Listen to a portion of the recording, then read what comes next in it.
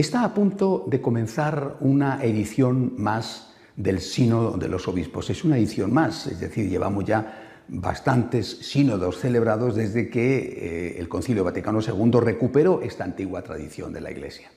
Sin embargo, todos tenemos la impresión de que se trata de una edición diferente, incluso trascendente.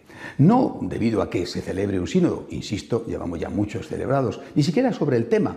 Es el segundo sínodo que se celebra sobre el importantísimo asunto de la familia, sino porque lo que ha precedido la celebración de este sínodo ha dado la impresión de que se pueden aprobar cosas contrarias al magisterio y a la enseñanza bíblica de la Iglesia.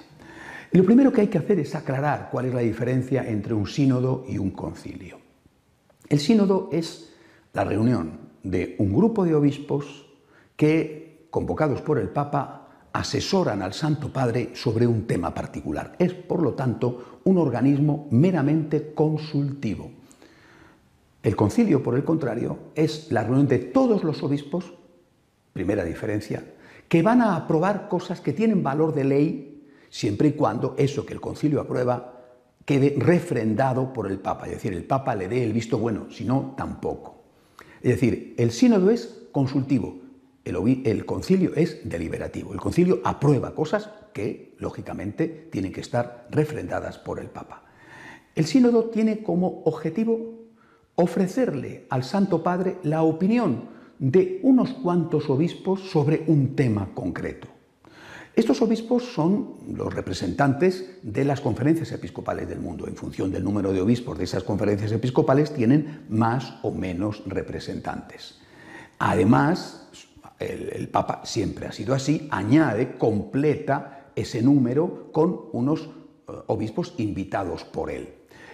Pero, repito, esto es una representación, no es todos los obispos. En este caso se da además la paradoja de que, habiendo el Papa nombrado bastantes obispos elegidos por él, además de los de las conferencias episcopales, creo que en torno a 45, sin embargo hay países como China que no están representados. Tradicionalmente el Papa invitaba siempre al cardenal de Hong Kong, en este caso no, la voz de China no estará en el sínodo. Sin embargo, países muy pequeños, como Bélgica, tienen 3 representantes, uno de oficio y 2 seleccionados por el Santo Padre. El Papa puede hacer lo que quiera, pero naturalmente detalles como este, que no es el único, marcan la diferencia entre un sínodo y un concilio. En el sínodo son unos cuantos, con una representatividad relativa, mientras que en el concilio están todos. Primera diferencia. Segunda, el otro aspecto. Sínodo consultivo, concilio deliberativo. El concilio aprueba cosas si el Papa las acepta, mientras que el sínodo solo tiene como misión ofrecerle una opinión al Papa sobre un tema. Los primeros sínodos, bastante de los primeros sínodos después del Concilio Vaticano II, tenían, al acabar, elevaban al Santo Padre una serie de conclusiones que eran secretas.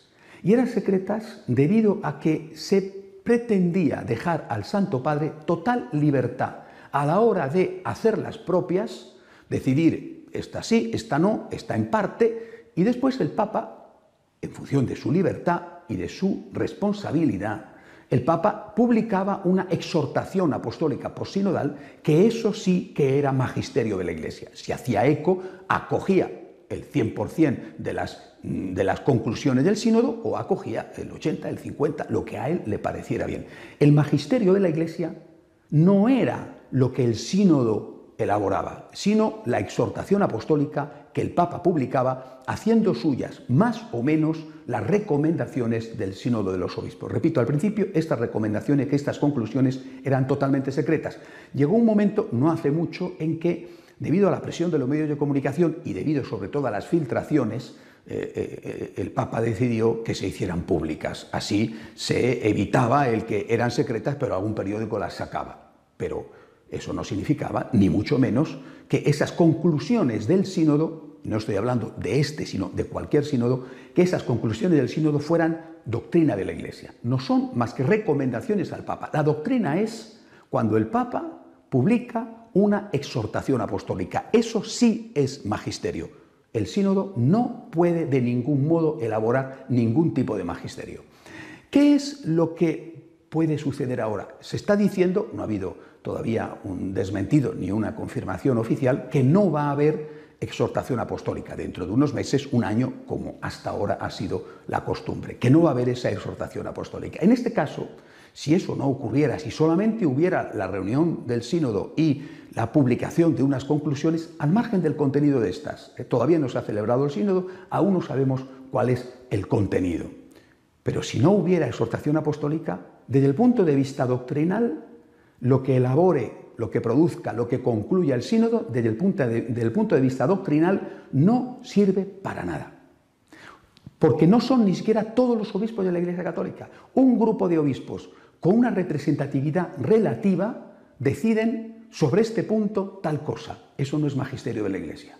Ese grupo de obispos no representa nada más que a los obispos que están allí, ni siquiera representan a las conferencias episcopales, repito, porque hay muchos obispos invitados. Ese grupo de obispos sobre un tema reflexiona y eleva al Papa unas conclusiones que ahora se van a hacer públicas. Hasta que eso no venga recogido en una exhortación apostólica, eso no será magisterio de la Iglesia. Solo el Papa puede hacer eso. ¿Qué puede suceder? No digo que vaya a suceder, pero ¿qué puede suceder? Puede suceder que no exista esa exhortación apostólica y que se presente a la opinión pública mediante los medios de comunicación que están actuando, de hecho, como una especie de magisterio paralelo, que se presente a la opinión pública las conclusiones que apruebe el sínodo como el magisterio de la Iglesia. Y eso sería falso.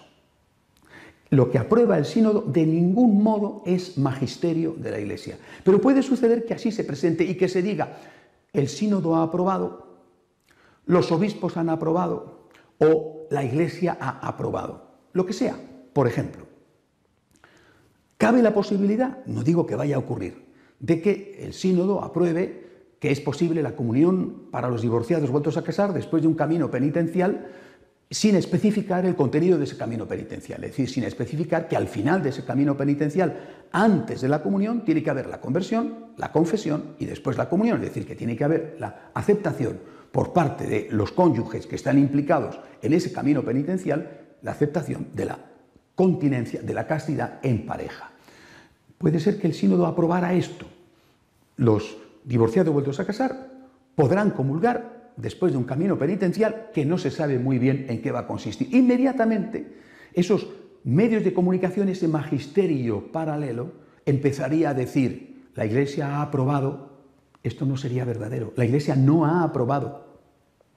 Si el Papa hace una exhortación apostólica y dice eso, entonces sí que será la Iglesia ha aprobado, y eso tendrá las inevitables consecuencias que tenga que tener.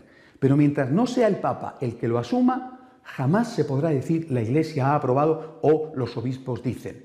Pero no cabe duda de que si esto sucediera, va a haber una gran presión sobre los sacerdotes en sus parroquias o sobre los obispos en sus diócesis. No van a faltar medios de comunicación y personas concretas que lleguen y digan: usted no me da la comunión. No, pero es que la Iglesia no ha cambiado su doctrina, dirá el sacerdote o dirá el obispo. Sí, la ha cambiado. El sínodo ha aprobado.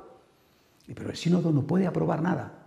Yo creo que esta es la trampa, el riesgo al que nos podemos ver abocados. Una especie de entrada por la puerta de atrás, una puerta que está sin vigilancia y que se transforme en una modificación de hecho de la pastoral, para más tarde, cuando esta modificación de hecho esté asentada, venga la modificación de derecho de la doctrina. Primero, se empieza a difundir una práctica pastoral, se puede comulgar sin necesidad de estar en gracia de Dios, no solamente divorciados vueltos a casar, sino convivientes, parejas que conviven sin casarse, después todo lo demás. De hecho, la doctrina no se toca ahora, pero de hecho se empieza a difundir esta práctica diciendo y engañando a muchísima gente, diciendo: el sínodo ha aprobado, la Iglesia ha aprobado, cosa que sería falsa, porque el sínodo no puede aprobar cambios de ningún tipo. Es, repito, un elemento meramente consultivo del Papa. De hecho, empieza a aplicarse una práctica nueva y después de un tiempo, no sé cuánto, cuando ya eso esté asentado y sea práctica común, se diga, bueno, ya ahora tenemos que aceptarlo porque todo el mundo lo ve normal y después ya se cambie la doctrina. Tenemos que estar muy atentos. Por supuesto, hay que rezar por el sínodo, pero hay que tener mucho cuidado con la puerta de atrás. Y para eso hay que insistir. El sínodo es un elemento, un instituto, un organismo meramente consultivo.